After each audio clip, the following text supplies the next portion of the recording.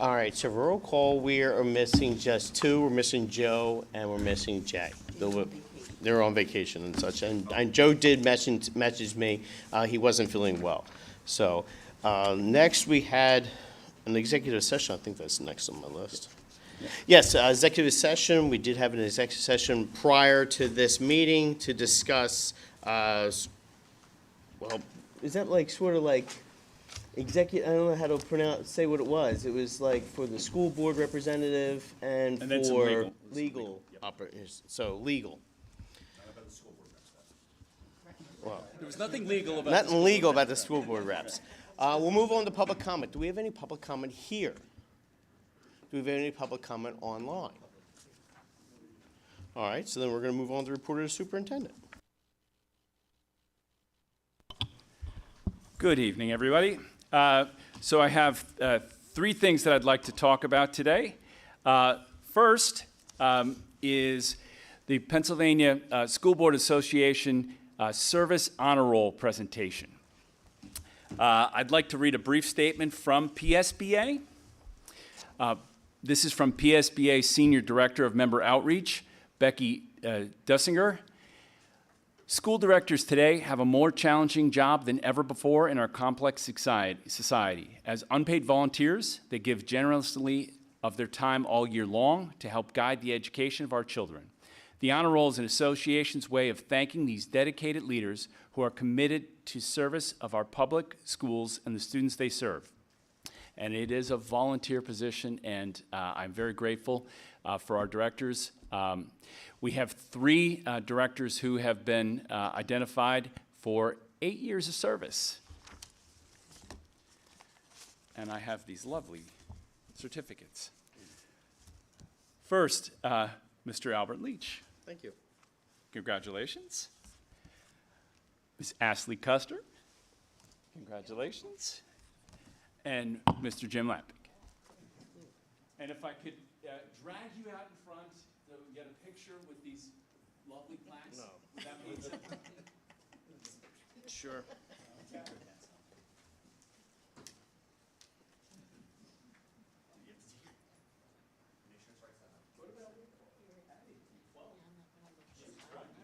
Yeah, she got her 12 last year. That's right.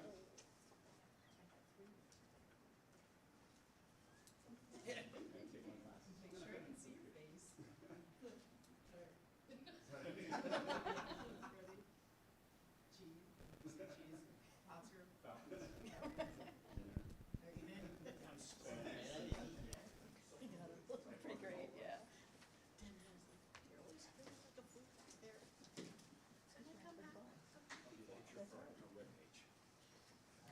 For our new webpage. New webpage. Yes. New webpage. Okay. Moving on. I'd like to talk a little bit about some of the work that I've been doing with the Pottstown Regional Public Library. Over the past 2 years, I've been working with the Pottstown Regional Public Library and recently with the Pottstown School District to support literacy throughout our community. As part of those conversations, Pottstown Regional Public Library has agreed to accept our student IDs to check out library materials. This will streamline the process for students to check out books and make it easier for our students to access the free resources at that library. We're working through the details of this. Parents will have the opportunity to opt out of this program if they choose, but we're targeting a date of late November to roll out the program, and we are hopeful that this is our first step together in a regional growth of literacy among our students. The last thing I'd like to talk about is our summer programming. So we just recently wrapped up our summer programming. So we have ESY, which is Extended School Year, and also our Summer Success Program. The summer's been busy with students attending various programs. This summer, approximately 290 students in a variety of academic summer programs. Programs were available at no cost to families for students that met various criteria. Our extended year program served 70 students. Extended school year provides learning time focused on maintenance of skills for students with IEPs and meets specific criteria to participate. That program ran for 24 days throughout July and August. was held at Ringing Rocks, and we provided district transportation as well. Summer Success, we also had about 70 students participate in that 16-day program. The Summer Success Program is funded through the American Rescue Plan, specifically addressing learning loss due to the pandemic. And this was for students from incoming kindergarten through 5th grade students. The purpose of the program was to extend, refine, and provide additional practice with literacy and math skills. And again, this was also held at Ringing Rocks and provided district transportation. And in addition to those programs, we also had credit recovery for students at middle school and high school that had fallen behind. And that's all I have for this evening. Thank you. Does anybody have any questions? I just wanted to say, with the library program, that's just so important for our kids. For some reason, it brought back of when I was, I don't know, maybe in 4th or 5th grade, and the bookmobile would come in the summer, and that was like the best day because I got to go get new books to read for the summer. And we didn't really live near the library or anything, so that bookmobile was awesome. So thank you for doing this. I didn't mention this, but it was so earlier we were talking about passion projects with our school board reps. So I think some of you know my father, he was kind of lazy. He only had one job in his whole life. From when he was 14 through 74, he worked for the Scranton Public Library. And one of the things that he is very proud of is towards the end of that career, he was finally able to get Scranton School District to do exactly what we're doing now. And it's a barrier for sometimes students want to access the library materials, but then parents work or can't be available to come in and present the information necessary to get a library card. And we have it.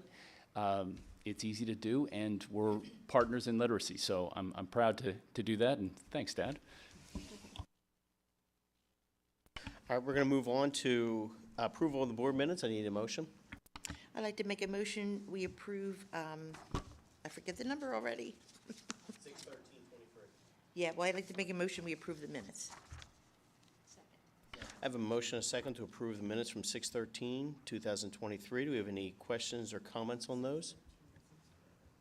Hearing none, all those in favor? Aye. Any opposed? Motion passes. Move on to receiving the accounts. I'd like to make a motion that we approve the June and July high school, middle school, and cafeteria accounts as presented. I have a motion, and a second, to the receiving of the accounts. Do we have any comments or questions on those? Hearing none, all those in favor? Aye. Any opposed? Motion passes. Move on to the granting of the orders. Granting ordinance, item 7.1, I'd like to make a motion that we approve payment of invoices in the amount of $1,526,471.05 for June 2023 as presented. I have a motion, and a second, to approve the granting of orders for June. Do we have any comments or questions on those? A little feedback. Hearing none, all those in favor? Aye. Any opposed? Motion passes. Move on to July. I'd like to make a motion that we approve the payments of invoices in the amount of $1,897,232.29 for July 2023 as presented. Motion, and a second, to approve the granting of the orders for July. Anybody have any questions or comments on those? Hearing none, all those in favor? Aye. Any opposed? Motion passes. Move on to August. I'd like to make a motion that we approve the payment of invoices in the amount of $403,563.03 for August 2023 as presented. I have a motion, and a second, to approve August's bills. Anybody have any comments or questions on those? I did. Why is it so small compared to all the other months? It's not a full month yet.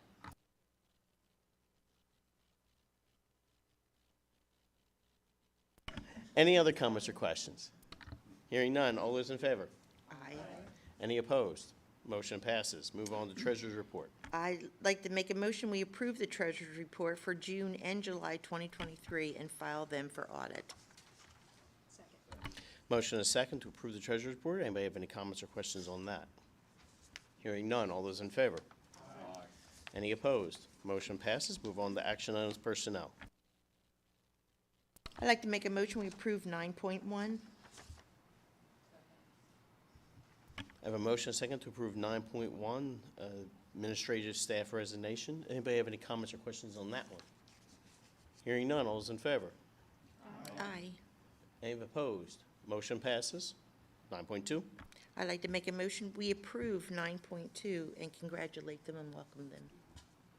Second. I have a motion second to approve 9.2, the appointments. Anybody have any comments or questions on that one? Chuck, Dr. Nippert, you have a question? No. All those in favor? Aye. Any opposed? Motion passes. 9.3. I'd like to make a motion, we approve 9.3 along with 9.4. I have a motion and a second to combine 9.3 and 9.4. Any comments or questions on that one? Hearing none. All those in favor? Aye. Any opposed? Motion passes. 9.5. I'd like to make a motion, we approve 9.5 and welcome them. I have a motion and a second to approve 9.5, professional staff appointments. Anybody have any comments or questions? I do. I'd just like to take an opportunity to thank the team. We have been very active in recruiting. Our HR team, our principals, and administrative team out of the central office have been, I think, doing an amazing job. In the very difficult time, there are staffing shortages all over, and I'm very proud of the efforts and the results that our team has delivered. So thank you, Amy Thompson, Director of HR, and the entire team, and all of our principals who've put their time in on our job fairs. I think we have one coming up tomorrow. Okay, so thank you. All those in favor? Aye. Any opposed? Motion passes. Move on to 9.6. I'd like to make a motion, we approve 9.6 through 9.8. I have a motion to approve 9.6 through 9.8. Any comments or questions on those? Hearing none. All those in favor? Aye. Any opposed? Motion passes. Move on to 9.9. I'd like to make a motion, we approve and combine 9.9 and 9.10.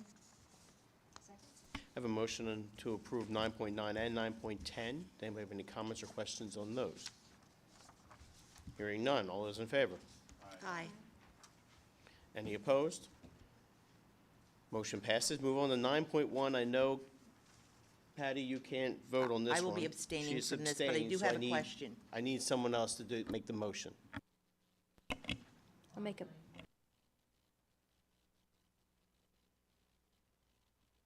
I'd like to make a motion to approve action item 9.11. I have a motion and a second to approve 9.11. Any comments or questions? I do have a question. At the very end, we have Mrs. Eaton listed twice. That's just a type error, I believe. It appears to be. Okay. That's all. I just want to make it clear. Thank you. Any other comments or questions? All those in favor? Aye. One abstain. Any opposed? Motion passes. Move on to action items business. I'd like to make a motion, we approve and combine 10.1 through 10.8. I have a motion and a second to approve 10.1 through 10.8. Any comments or questions on those? Hearing none. All those in favor? Aye. Any opposed? Motion passes. Move on to 10.9. I'd like to make a motion, we combine 10.9 and 10.10. I have a motion to combine 10.9, 10.10. Any comments or questions on those two items? Hearing none. All those in favor? Aye. Any opposed? Motion passes. Move on to 10.11. I'd like to make a motion that we approve 10.11. I have a motion and a second to approve 10.11. Anybody any comments or questions on those? Hearing none. All those in favor? Aye. Any opposed? Motion passes. Move on to 10.12. I'd like to make a motion that we approve 10.12, the turf tank field painter. We're going to table that one. So on this, we're going to explain why we're going to table it, though. Thank you. So item 10.12 is the motion to approve and purchase a 6-year contract of a guided, satellite-guided field painter to improve the efficiencies of our building and grounds department. The reason we're going to table this is we still want to discuss whether where the board has questions on our need for this and what the added value this brings to our district and to the efficiency of our buildings and grounds department. But we want to be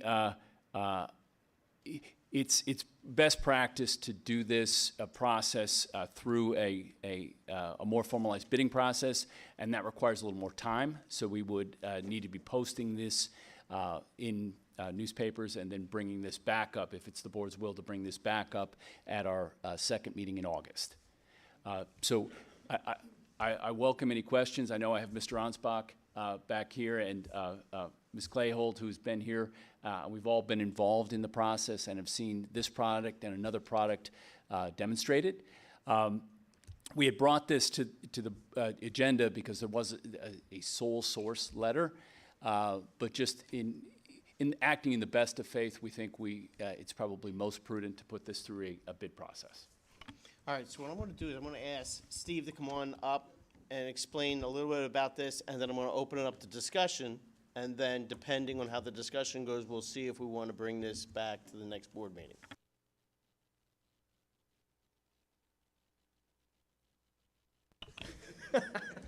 You still look like you're in summary. Good.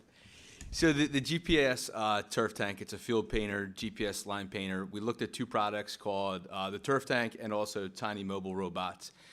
So it's a new way of a resource that lines fields. So you take your a bare bones grass field. You can even do it on artificial, and it uses the National Federation of High School Sports field diagrams and literally paints the field for you, using the technology it has, but also using the satellites in the area. It's a labor saver as far as time for our grounds crew.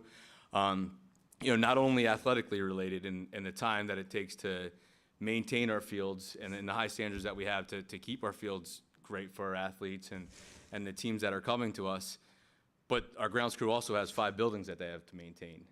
So from a labor piece, we discussed some things over the summer, regarding some of the labor shortages that we have. What would be a solution on a yearly basis to help us, use these field painters to get our fields lined and ready to go? Because just like schools open on August 23rd, we need to be ready to go. We have our sports schedule. So we started, yesterday for football. We started, on the 14th for all other high school sports programs. Our schedules are our schedules, so they don't change, and we need to be ready to go to have our fields taken care of, and our grounds crew does a great job. But again, not only athletically related, they have other things in the district they have to do. So, to be as efficient as possible, we discussed some things over the summer regarding our shortage, and that was a solution to answer, a solution from our end, and that was the recommendation based on the turf tank after we evaluated 2 products. They're really the only 2 products. There's GPS robots that you have to assist, whether they're walk-behinds or they're gators that you drive with. But for example, it takes about 20 to 24 hours to line a football field times 2, so it's really 48 hours of labor to line a football field in the high school. A turf tank can do it in about 4 hours.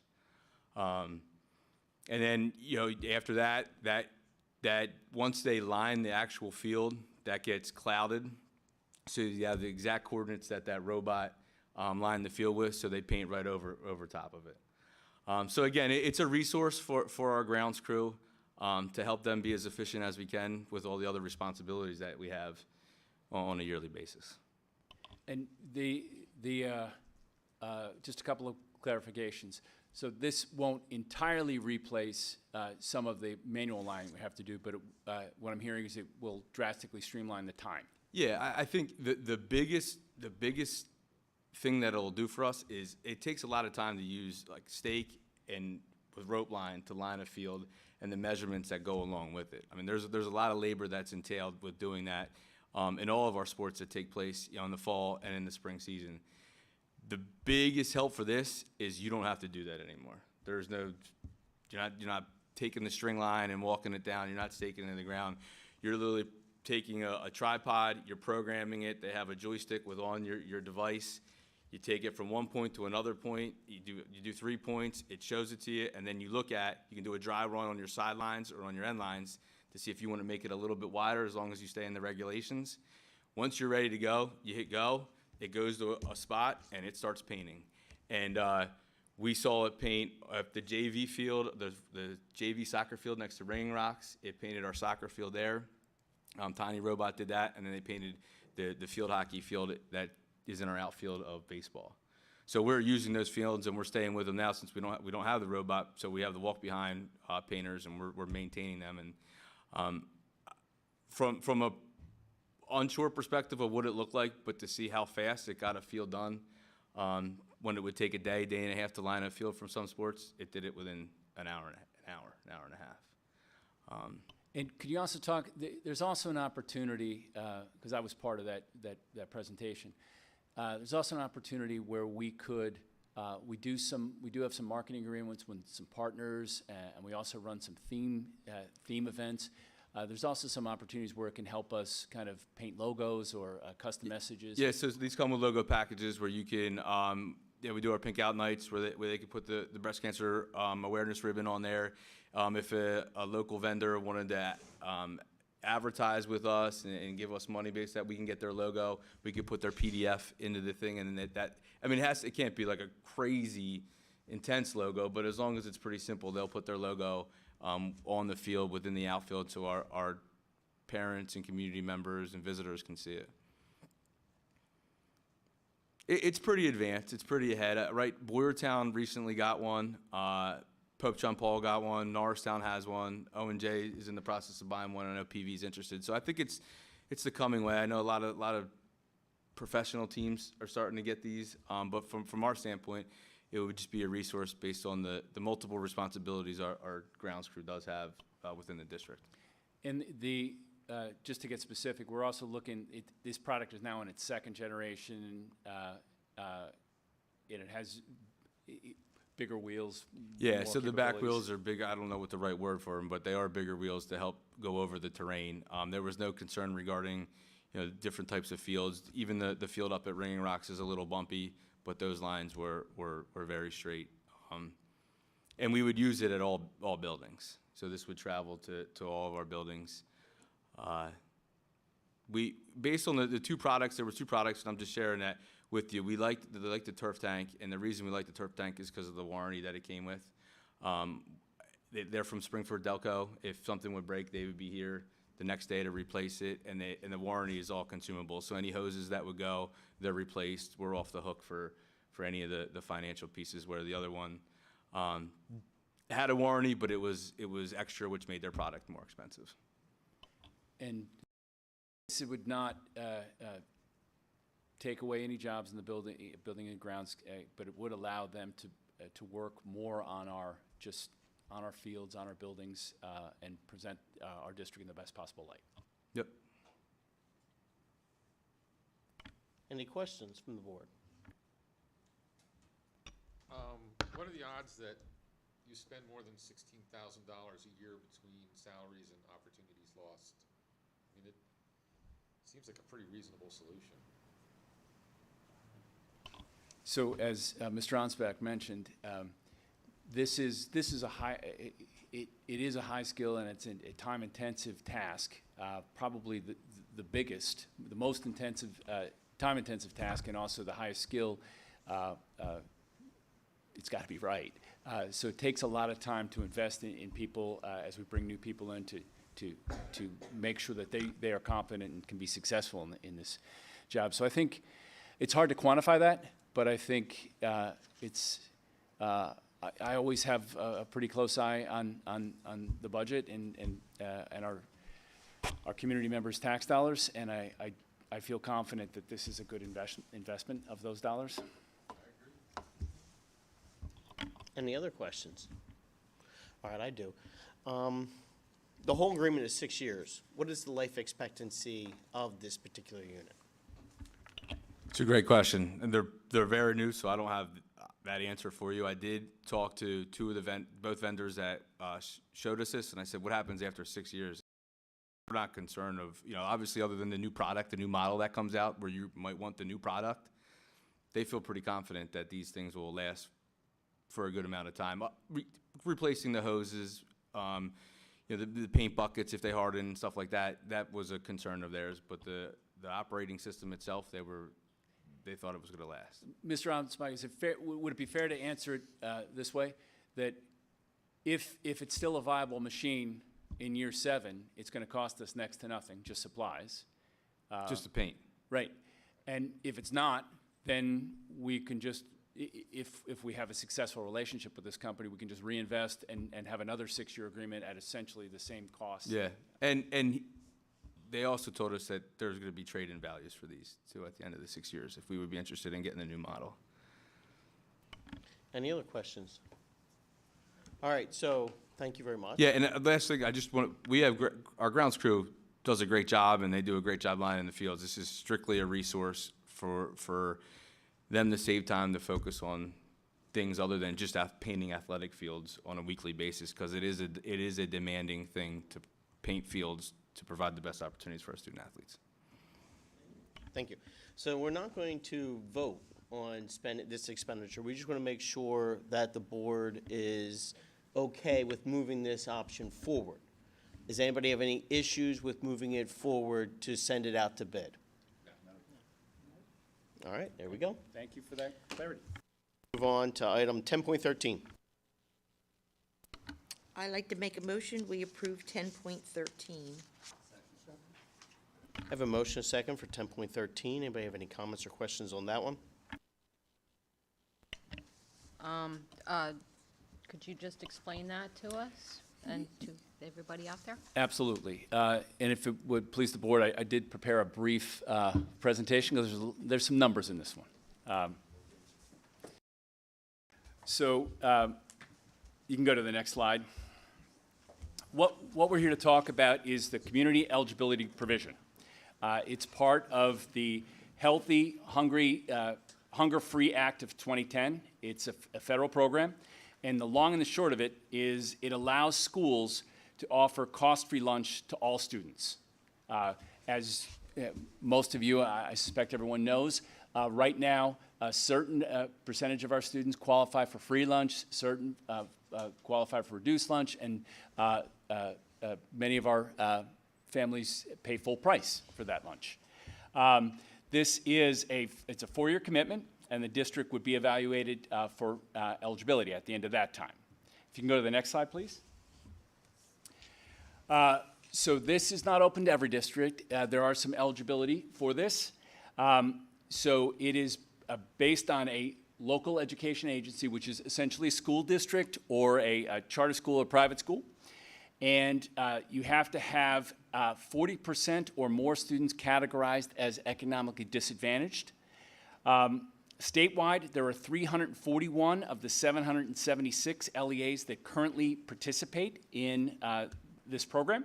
An additional 119 LEAs have been notified that they are eligible to participate. We do meet the threshold for participation.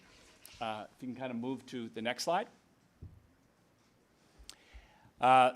Benefits. So some of these benefits I pulled verbatim off PD, but there's others that are kind of added myself. So it eliminates free and reduced paperwork. There wouldn't be a need to do that for food service. It increased breakfast and lunch participation among students for districts that have instituted this program. It improves nutrition to disadvantaged and high poverty students. It simplifies the meal counting process that does take some of our time. And it removes the stigma associated with students who do receive free and reduced identification. I mean, the biggest thing is it's a cost-free lunch for all of our students. If you can kind of go to the next slide. This is where it gets a little heavy on the presentation. So how would this program affect our budget? So in this table, you see the past year, 2023. You see the category, which is free, reduced, or full priced. You see the number of lunches served, the amount of money that students paid for those lunches, and then the federal reimbursement that we receive on those lunches. And I'm going to explain that for a second. And then finally, the total revenue, which is a combination of the amount that students paid and the federal reimbursement. So Pottsgrove School District, like all public school districts, or all LEAs, are reimbursed for meals. Regardless of whether it's free, reduced, or full price, we get a reimbursement from the federal government. For free, it's $4.35. For reduced, it's $3.95. And for full price, it's 79 cents. That's what we receive for every meal in each of those categories. Okay? So this is a real picture of what 2023 looked like. So we served 240,217 meals. Students paid $265,011.05 for those meals. We had a federal reimbursement of $731,870, and for a total revenue of $996,881. So roughly $1 million. If you can go to the next slide. So how would this change had we implemented this program? It is not cost neutral. Okay, so what the federal government does is they take the number. What this program does is they take the percentage of students identified as free and reduced, multiply that by 1.6, and there's a whole reason and explanation for that I won't get into, to give you a new percentage that essentially their repayment percentage. So if you take our economically disadvantaged percentage and you multiply that by 1.6, you get 73. So under this program, we would be reimbursed for 73% of the meals that we serve. We will be reimbursed at the free rate, or $4.35 per meal. The remaining 27% of the meals that we serve will be reimbursed at the full price, or 79 cents per meal. So if we take this exact same meal served this current year and then put it through this filter, what it looks like is, so 73% of the meals would be roughly 175,358 meals, and we would get the $435 for that, so we would get $762,809 in the federal reimbursement. Of course, we're going to get students aren't paying for any of these meals, so that column drops to zero. On the full price, that 27% of the meals we served would be 64,000, almost 65,000 meals, and we would get a federal reimbursement of about $51,000 on that. So a combined total of $814,000. So let's see what that compares. If we go to the next slide, it's just a comparison of what the budgetary impact would be. So as it was, we were just about $1 million. If we were participating in this program, it would be $814,000, or it would be essentially $182,000 less in revenue than we had. So why am I here recommending approval of this program that's going to cost the district money? For a number of reasons. I believe in the positives of this program.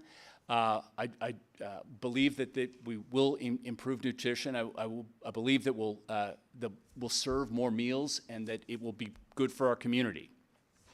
The other thing is, my second bullet here is, our parents paying reduced and full price meals paid $265,011 out of their pocket for student lunches. And I think I say this on the next slide. Based on the increase that we received from the state budget, we're going to get more basic educational funding than we had budgeted for from the state. So I look at this as an opportunity where we could bring this program on to better serve our community and it's kind of a way of sharing some of that money back with some of the money that we're going to get from the state back with our taxpayers. Now, the other thing that I think it's on the next slide. I could be wrong. Yeah, it is. So districts that have implemented this program typically see an increase in the number of meals served. So why is that important? Well, other than students getting more nutrition at school, it also increases, for every meal that we get served, we're going to get more federal reimbursement. So there is a number, there's a break-even number where we can actually, if we increase meals roughly 22.5%, which is reasonable, that we can actually be able to give free meals to everybody and not have much of a budgetary effect to the district. And I do note in here, this is data from PDE. The former Secretary of Education noted in his letter on our website, on their website rather, that they've seen increases as high as 25% in meal service in year one of implementation. So it could happen. So for us to hit the 22.5%, that would be 300 meals per day, which sounds like a lot, but it's really just 23 more meals at each grade. So it's not an enormous mountain. And then my last point just shows there that the budget that came out of Harrisburg is significantly more than we had budgeted in our budget presentation in June. So we do have kind of a built-in surplus, and I think it's at least worth the conversation about is this a program that we want to embrace and share with our community. And that's the last slide.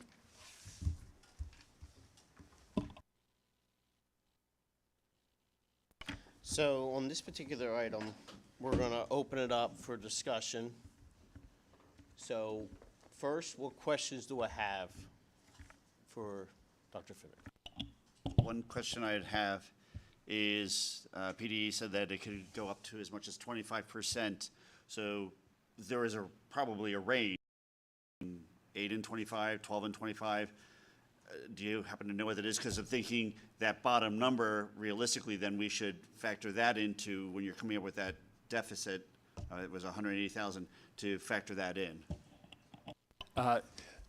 Unfortunately, the only number that was shared in the letter was the upper end. This is a program that Pennsylvania wants to take advantage of because I'm sure they have their reasons, and I'm sure some of those were what I hit on. So they shared the good numbers. Yeah. Any other questions? Quick question. I can understand the meals served. That's an easy number to understand. The reimbursement multiplier is sort of a magic number from the from PDE, but $4.35. Do we control that number, or is that number specified? It's an excellent question. No, though the federal reimbursement numbers are set by the feds. So the price per meal is already specified. We don't control the federal reimbursement is already specified. Oh, okay. We do have control to set the price that we charge for a meal. Is that correct? Yes. Okay, thank you. Okay. Okay, thank you. And those numbers typically can change each year of how much money they'll give you.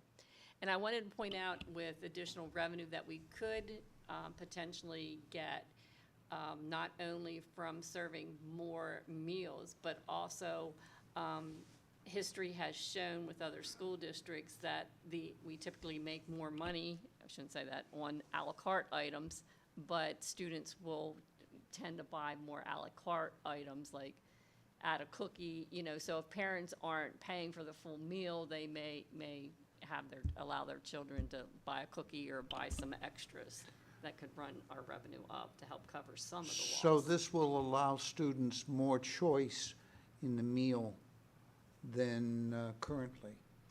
No, I wouldn't say that. They still have to take the meal and certain items to be classified as a meal according to the federal guidelines. But those parents that can afford it or want to allow their kids, even if they can afford it, some parents don't want their kids to eat a cookie every day, you know? It depends. But we do offer, you know, chips and cookies and those other items at our food service lines for them to spend extra money on if they want. Yeah, but, okay, this tells you how long it's been since I've been in school. We didn't have à la carte items. You got a lunch, Right. Yep. and whether you like the apple crisp or not, you got a pile of apple crisp. Right, exactly. Okay, thank you. And students who currently get free or reduced meals, they have to take certain items. You know, you have to take like a fruit, you have to take a vegetable, you have to have a juice or milk, you have to have those items. The question was, like, some students choose, they have to take it, but choose, like, throw it in the trash. Well, the state has said that we can't resell those items, but we can set up a table that if kids want extra, they can take from the table, or we can donate those to a local, food bank. Some things haven't changed. Yes. I do actually have another question. I'm all for the plan. I like the idea of it. The question I would have is, if we were to have 25% increase in students going through the food lines, I want to make sure that students still have time to have their lunches, because I know sometimes that has been an issue in the past. So is there anything we can do to facilitate and expedite the presence of food in front of our children? I'm smiling a little bit because I hear messages from students like, I'd like more time. I hear messages from the people that are on CAF duty that there's too much time.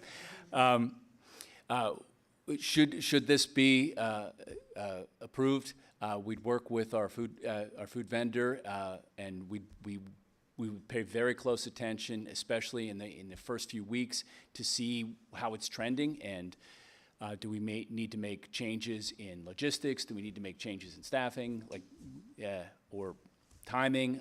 All those things would move from the theoretical to the real, and we would have to, and we know this going in, we'd have to have some flexibility to be able to adjust. Any other questions? I just want to say, I too am all for this. I believe every student should be provided food while they're here, regardless of their economic status or their family's economic status. I know that in order to qualify for free or reduced lunch, it's a little shocking if you look at the numbers. And then I always think of those students that are on the cusp, that don't qualify for either, but yet their families still are trying to do everything they can to make ends meet, and their child buying lunch every day at full price just might not be in the cards if they want to keep the lights on and, keep the heat on. So I support this 100%. Any other comments, questions?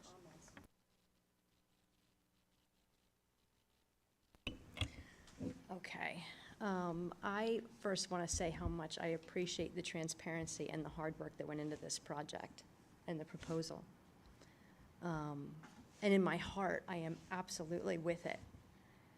My challenge is it's a significant loss. And again, that was very transparent with using our real numbers to see what would that have cost us last year, and I think that's wonderful. Knowing that the majority of our residents don't have children in the school, my fear is that we don't hit these marks and break even. My fear is that we land somewhere anywhere from, even if it's 50 or 60,000, all the way up. And then we're asking the community to take on that expense after a significant tax increase. So that's another part of it for me. Another part is if something, I know it's a 4-year commitment, but if at some point along the way the dollars dry up, the state changes their mind, we can't very well, obviously we could do what we want to do. It's quite a challenge to go back on on that. Those are my two biggest concerns, and thank you for addressing the food waste, because, and again, this goes back, a few years that my kids were in school, but they would mention, you take the milk because you have to take the milk, and it goes in the trash, and I mean, I would have thrown it in the trash too as a kid, trust me. But that is a third concern. It's tertiary for me. The main concern I have is for those in the community that don't have students that would have to then, we're asking them to pick that up. And that's where I fall. Thank you. Thank you. They're excellent points. Let me speak a little bit to the federal reimbursement. The federal reimbursement for lunch programs has been going on as far as anyone here could remember it. And if for whatever reason they pulled the plug on that, that's not 180,000 we're talking about. That's the full million, essentially, or 800,000 that we receive from the feds. That would be a significant conversation we would have to have. I do think that that's in the very unlikely category, because not only would Pottsgrove be in a really rough place, every district in Pennsylvania and probably the nation would, that would be shatter budgets across the country. You did bring up an excellent point. There are a large number of do not have children in this district, and they pay taxes, and this would not accomplish any kind of rebate or any kind of tax easing to them. And that's a fair point. I do think it would mean a lot to our families that are paying this money, the $265,000, and that those families matter as well. So I think it's not a perfect idea, but I think it's a good one. And that's why I do support it. And the other thing that I think we should always surface everything. So, I mean, we thought of a team. Is there any downside we're not considering? Does this make us look bad or like a poor district because all of our students would have cost-free lunch? And at the end of the day, our economic disadvantage is what it is. This is just reacting to that. Like, this is not going to change the economic disadvantage in our district. This is really just going to be a benefit to all of our students. So that's kind of where I'm at with it. Any other comments or questions? All right, I had a question and then a comment. Question, all right, I know this is for all students. Can staff be part of it? Free teachers and... Matter of fact, I shouldn't say this, the price for teacher lunches goes up when you're on this. Just a couple cents, but it does go up. Then the second thing is in regards to, similar to Tina's comment. I know we're going to subsidize it in the first year because we're going to be able to have a surplus. And we all know the reason why we have a surplus for this particular year is because we still have the funding coming in and such, and the reason why we raised our taxes up, what we did was to make sure that in future years, the surplus would be able to carry over to future years. So the only concern I have is in relation to using up that surplus that we're pretty much our savings to push it, that we're going to use for the future years for tax increases. I'm not going to, I mean, obviously I'm hoping that we're not going to be $182,000. But if I remember correctly, how much is it for 1% tax increase? I think it's like 133,000, right? So that 182 is even more than a 1% tax increase. So that's my only concern as into, you know, we got to make sure that we're committed to, if this happens and we don't come up with the funds, that we're going to be able to subsidize it from some other area besides going to taxes. Because to me, I'm actually double taxing our poor, because they were already getting it for free. So if I'm now, they were already getting their lunches for free, and now I'm there turning around and I'm increasing their taxes, well, the other family that did make enough money and they made, let's say, $200,000 a year, well, they don't pay anything now. So if they got taxed a couple dollars, they probably save money versus $4 a day in lunch. So they're saving money now, and I'm taxing the poor person. Or in essence, I'm taxing the person who doesn't have a thing. I just want to make sure that we're committed to finding ways to subsidize this through the whole program's 4 years before we're going to just all of a sudden say, hey, look, we don't want to use all that subsidies, that money that we have set up for the surplus, because we know we need that for future tax years. That's all. If I could, we are sitting on right now about 600, maybe 650,000 in our food service fund. And we aren't the only district in this situation where the state says it's too high. And the reason why it became that high is during the COVID years, the federal government was throwing money at the school districts. So we do have to get that food service fund balance down.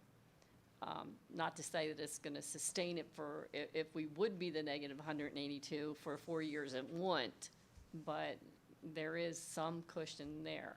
So we're plus 600? Yeah, we are plus about 600 in the food service fund right now. Not 600 per year, just 600. 600,000 overall. in our fund, yeah.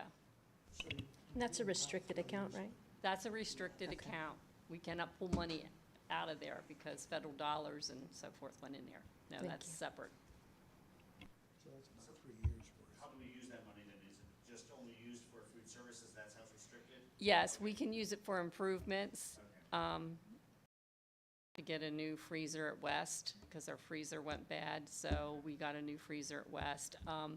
We use up the money by not raising our lunch prices, even though the cost of food has gone up. So our cost of school lunches have remained constant for many years. So that's how we use that money up. Everybody have any other comments or questions? All right, I'm going to open it to a vote then. All those in favor? Aye. All those opposed? Nay. Motion passes. We'll move on to action items 11.1. I'd like to make a motion, we approve 11.1.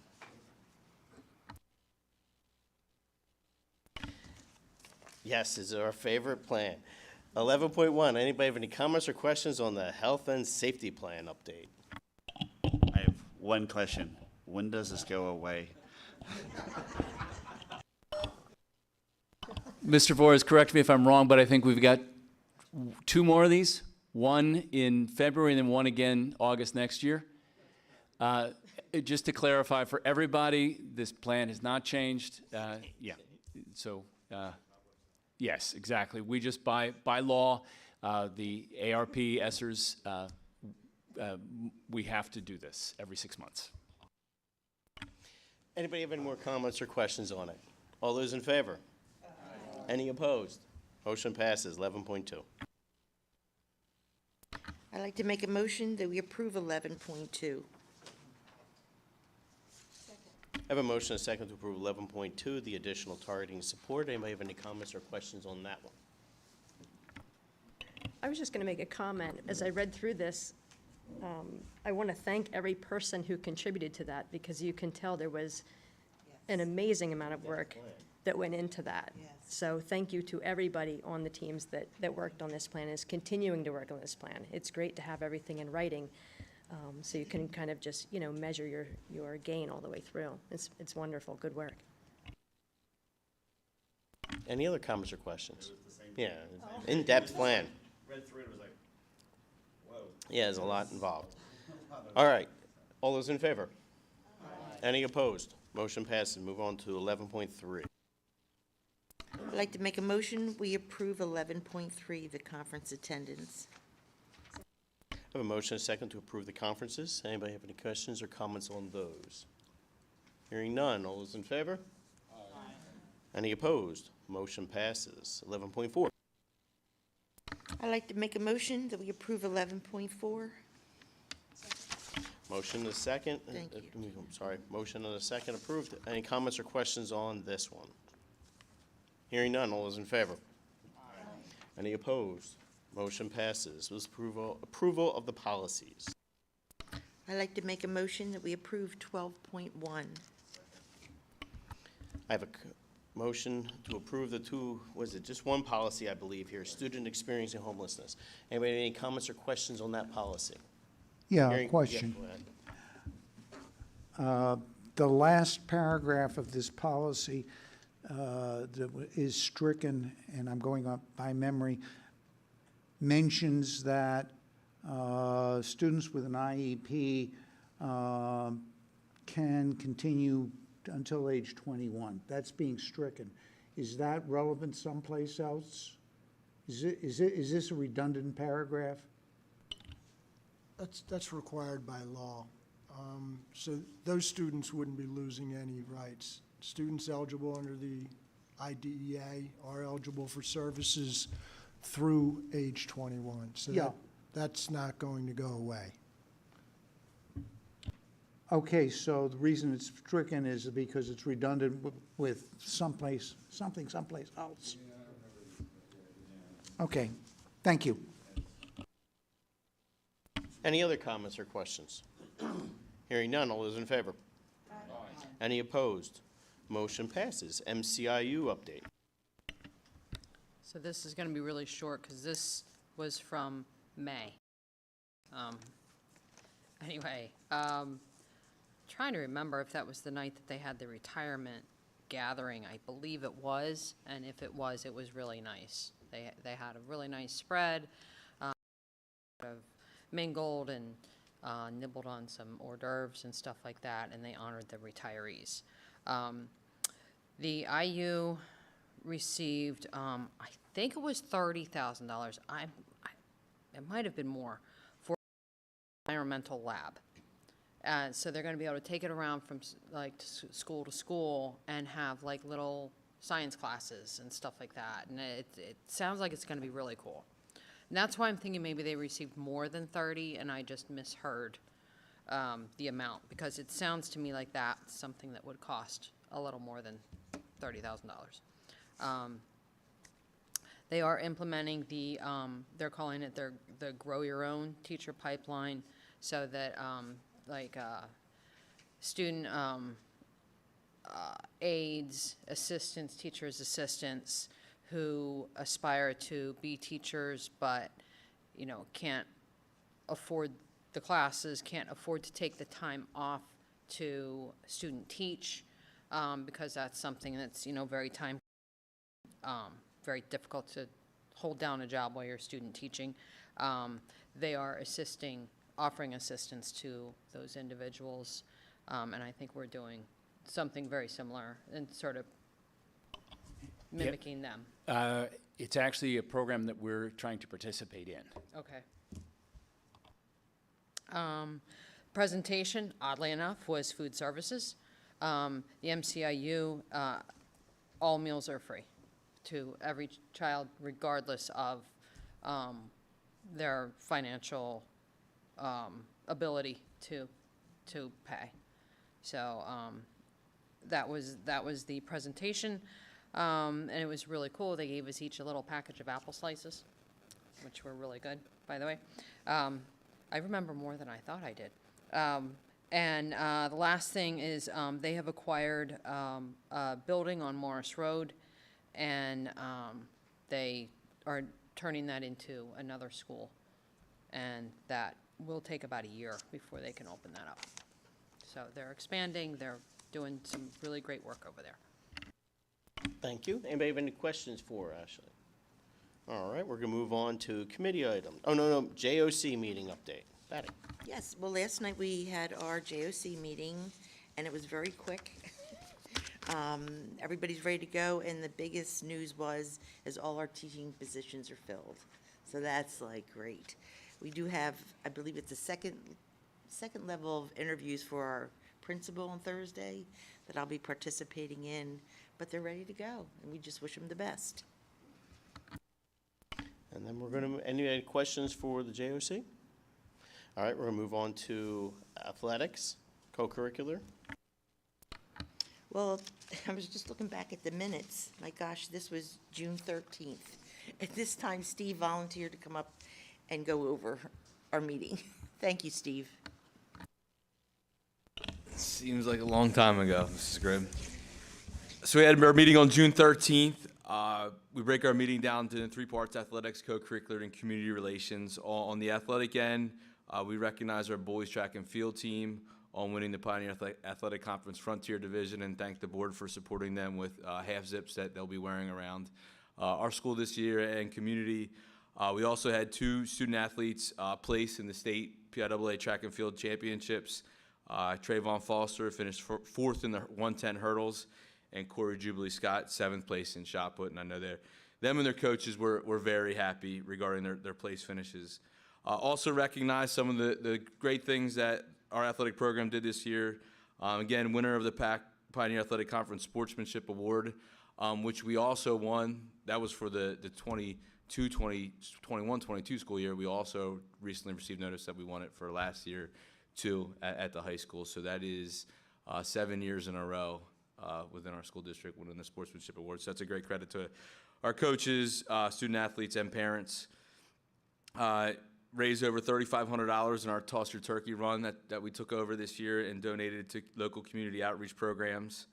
We hosted the wrestling championships, unified track and field, regional championships, and the bocce championships this year, which was great to showcase our facility and our programs and provide opportunities for our student athletes. And also with our Schools Challenge through Unified Sports, we raised $3,000 for the Special Olympics. So a couple great highlights for our program this year. I also referenced some of the changes that we have going on within our Pioneer Athletic Conference. We work on a 2-year schedule, so not this season's the last year of the 2-year, but in 24-25 and 25-26. We are in divisions, but divisions will now be based on competitive balance. Before it was based purely on enrollment. So now a 4-year average of your wins and losses, your enrollment, and your District 1 power ranking will now put schools based on their division. So you will see some schools in the bigger division, which is the Liberty Division, coming to the Frontier, and some schools in the Frontier moving up. Where we are affected is in the sport of wrestling. We will be moving up to the Frontier Division, or excuse me, the Liberty Division with the bigger schools. We would have moved in football. But the athletic directors in our conference removed football because it has a different tier of how you qualify for districts because of their power rating. I also discussed our official fees. Officials in scholastic sports or sports in general are hard to come by these days. There's not many people that are willing to be officials for a variety of reasons. So for us to stay ahead of the curve, we increased our officials fees for this year at 15%, the following year at 10%, and the following year at 5% to make us one of the higher paying programs, conferences to get officials, because the officials will go where the money is. And that's one of the things we're doing, so we can have officials, so we can provide games for our student athletes. On the co-curricular end, I highlighted the Education 5K run that we did at the end of May. It was great. We had great weather. I think the course was a little challenging. I did our cross-country course that I think some people are a little upset with because it was challenging going in the woods and out of the woods, so we'll adapt that for next year, but all the money went to the Education Foundation. And on the community relations side, Mrs. Sobolski talked about the new website that is now live. She also talked about some of the social media highlights and stats that she went over. And the last 2 points are we are partnering with Giant again, to do our flu shot vaccines. That will be on October 2nd from 3:30 to 7, so we'll work with them regarding the setup and getting communication out to our community. And again, it is open to anybody. And then we also, working with Lower Pottsgrove Township, on September 9th, we're hosting a community day at Lower. And we did get approval, thanks to Dr. Finity. They're going to land a helicopter in the backfields at Lower for their community day. So that was our meeting that took place in, 30 minutes on June 13th. Thank you. Thank you, Steve. Anybody have any questions for that? All right, we're going to move on to new business. Dr. Finnerty. Yes, just one item that I hope to bring to the board at the end of this month. I've been having conversations with the YMCA about bringing before and after care back to our districts. We had that going back, I want to say 2018, and for a number of reasons that program has dried up here. I do think, I've heard from a number of parents that is important to them, and we're moving forward with that. The program, some schools provide it where there's no cost to the YMCA, where they basically just allow the YMCA to use their facilities for that. Other districts, there's a fee. With us, there was some challenges with the fee, and that ended up what made the program impractical for the YMCA. So we're working up a contract that a fee would kick in after a certain number of children were enrolled, and I think that would satisfy the district and also be workable, viable option for a YMCA. It really is a minimal cost to us. It's just the cost of cleaning one room, one time. So that's a pretty minimal cost if we can provide this, and we're working to pursue it, and I hope to have something at the end of August for you. Tina? You know, I'm lost when the kids aren't here. I have no new business until they get here. Thank you. Patty? I would just like to wish everybody good luck for a great school year. I know it's going to be a good school year, and I wish all our athletes good luck as they start Monday. Dr. Nippert? Jim? Bill? Ashley? Me, it's just welcome back to another year. Welcome all our staff, our teachers, and everything like that. We'll have our when is our actual big day? The 21st? 21st. Yep. We'll have our grand opening day, so we'll enjoy everything we can do, and another year, another dollar. All right, you guys have a great day. All right, we're going to move on to public comment. Do I have any public comment here? Any public comment online? Go.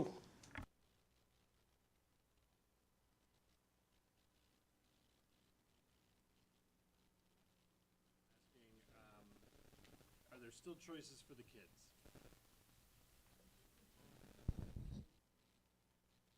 Yeah, so I assume that question speaks to the choices as far as food. Yeah, this does not change a student's choice at all.